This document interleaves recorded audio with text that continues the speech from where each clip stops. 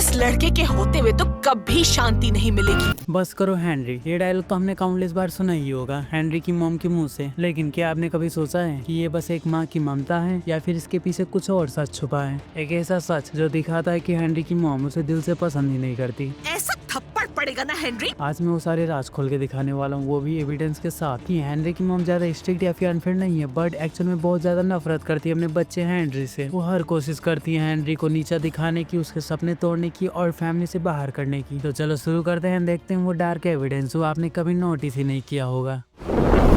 सबसे पहले बात करते हैं कि ऐसे सीन की जो मुझे पर्सनली बहुत ज्यादा टच किया। आई एम टॉकिंग अबाउट वही हॉस्पिटल वाला सीन। एक मोमेंट आता है जब एक बड़ी अलमारी गिरने लगती है पीटर के ऊपर, तो हेनरी अपनी जान को खतरे में डाल के अपने भाई को बचा लेता है एंड उसका रिजल्ट हेनरी हॉस्पिटलाइज हो जाता है। आप सोचो इस टाइम पे आप क्या एक्सपेक्ट करोगे कि उसकी मोम या तो फैमिली उसके साथ होने चाहिए हॉस्पिटल में, ताकि उसको भी अच्छा लगे कि मेरे पेरेंट्स मेरी बहुत केयर करते हैं, मेरे साथ हैं। लेकिन हेनरी अकेला ही हॉस्पिटल में रह जाता है कि मोम उसके साथ रात को वहाँ पे रुकती ही नहीं, घर पे रहती है, जबकि उसने अपनी जान की परवाह न करते हुए अपने भाई को बचाया था। ये क्लियरली शो करता है कि मॉम की प्रायोरिटी बस पीटर की सेफ्टी थी, ना कि हेनरी की इमोशंस या उसकी हेल्थ। मतलब कि एक तरीके से वो रिलायब महसूस कर रही थी कि काश पीटर सेफ है।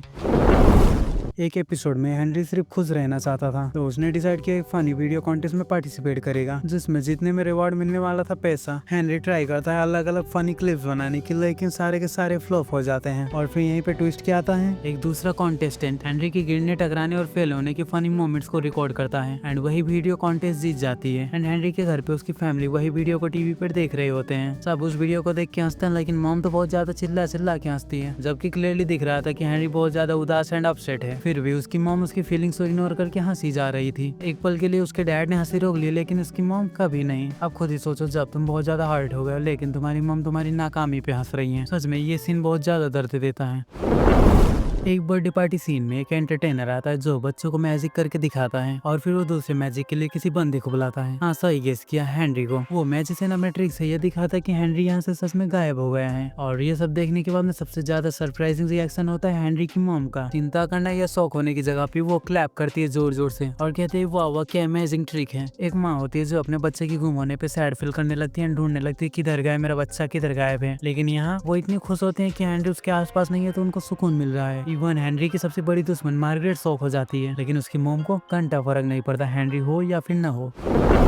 हेनरी अपने स्टडी टेबल के ऊपर बैठ के पढ़ते पढ़ते थोड़ी म्यूजिक सुनने लगता है और इमेजिन करता है कि जैसे वो एक रॉक स्टार है। और फिर उसकी मॉम आती है और हेनरी को डांटने लगती है कि गाने बंद करो। तो हेनरी मजाक में कहता है अगर मैं रॉक स्टार बन गया तो मुझे ये बोरिंग होमवर्क करने की कोई जरूरत भी नहीं है। लेकिन मॉम का जवाब इतना हार्श होता है कि हेनरी का पूरा मूड खराब हो जाता है। वो क्लियरली उसके मुंह पर कहते हैं कि तुम एक रॉक स्टार नहीं बन सकते, समझे? इसीलिए अपने दिमाग से ये सारे सपने निकाल दो एंड होमवर्क करो। तुम रॉक स्टार नहीं हो और ना ही कभी बनोगे। तो एक माँ जिसको अपने बच्चे के ड्रीम्स को सपोर्ट करना चाहिए, वो उसी के खिलाफ है और उसी के साथ बद्दुआ भी दे रही कि तुम ये नहीं कर सकते। अगर हेनरी की जगह पे पीटर होता एंड वो कुछ बनने की बात करता तो उसकी मॉम जरूर मोटिवेट करती, लेकिन हेनरी के केस में बस ताना और नेगेटिविटी।